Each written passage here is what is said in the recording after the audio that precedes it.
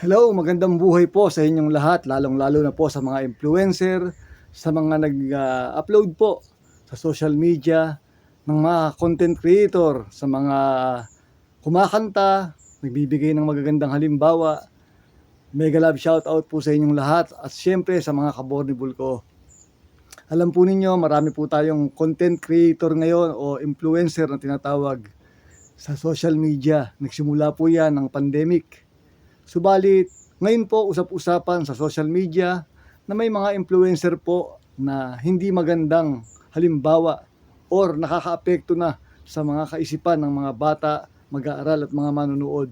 Subalit, sa totoo lamang po, lahat naman po ng influencer, lahat po ng nasa social media, lahat ng napapanood po natin dito ay batay pa rin sa ating pagkatao, batay pa rin sa ating sariling naturalesa, kung paano natin i-apply sa ating buhay, kung paano tayong mai-impluwensyahan ng mga ating napapanood. Madalas po, kapag meron tayong mga maling nagagawa, karamihan po sa atin, sa madlang people, humahanap tayo ng taong sisisihin, mga bagay na sisisihin, mga walang batayan na salita na kung minsan po dahil lang sa nabibigla tayo, nawawalan tayo ng paliwanag, kinukulang tayo ng paniniwala at pagkapit sa mga mabubuting salita ng Diyos. Kung kaya't madali tayong natutuksong gumawa ng mga bagay na nakaka-impluwensya sa atin. Kung minsan po napaka-unfair po, lalo po sa mga magulang, ang lahat po ng ginagawa ng mga kabataan ay nagre-reflect po sa mga magulang. Gumawa ka man ng mabuti o masama, laging nababanggit po ng mga taong nakapaligid sa atin, yan yung natututunan niya sa kanyang tahanan, kaya niya ginawa yan. Kaya po mabutit maganda po ang ating ginagawa, nagre-reflect po ito sa ating mga magulang. Subalit sa totoo lang po, kahit gaano kasama ang isang magulang, palagi po niyang dinarsal, sana magkaroon siya ng isang mabuting anak. Kahit gaano kasama ang isang magulang, palaging gusto niyang mangyari maging mabuting tao ang kanyang anak.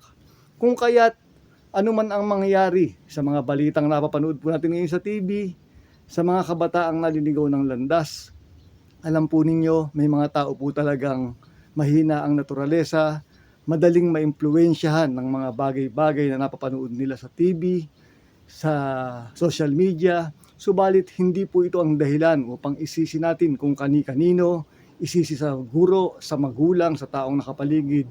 Kundi ang totoo lamang po, walang ibang gumawa ng krimen na kanilang ginawa, kundi yung sariling taong mismong gumawa ng pagkakamali.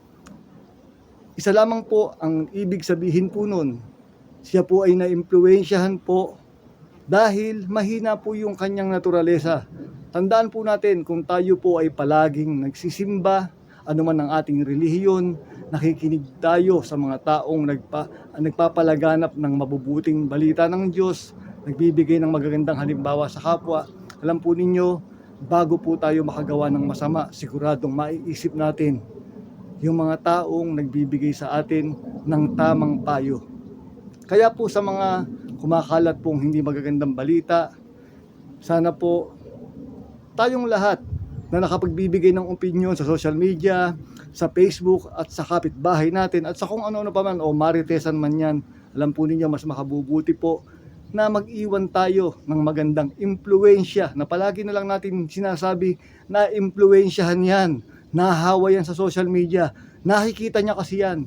Ang totoo po niyan, kung lagi po nating naiisip na nakaka-impluwensya po ang social media, bakit hindi natin gawin na maging magandang impluwensya ang bawat isa sa atin? Imbis pong manisi tayo ng kapwa, ibintang natin kung kani-kanino ang kasalanan, tayo pong lahat ay may responsibilidad upang ituwid ang mga kabataan sa ating kapaligiran. Lahat po tayo ay may responsibilidad, may kakayanan upang maging mabuting halimbawa. Bilang anak ng Diyos, pare-parehas po tayo ng karapatan sa ating mga kabataan. Kahit hindi po natin anak ang mga ito, kahit sabihin po natin pasaway ang mga batang ito, magpakita po tayo. Simulan po natin sa ating mga sarili, magpakita tayo ng isang magandang halimbawa. Nasa sa kanila na lamang po kung talagang pipiliin nila na gawin pa rin yung hindi dapat. Yun lamang po, isa lamang po itong paalala mula po kay Bornable Vlogs at God bless you all po. Maraming salamat po. Sana maging mabuting halimbawa po tayong lahat. Salamat po and God bless you all.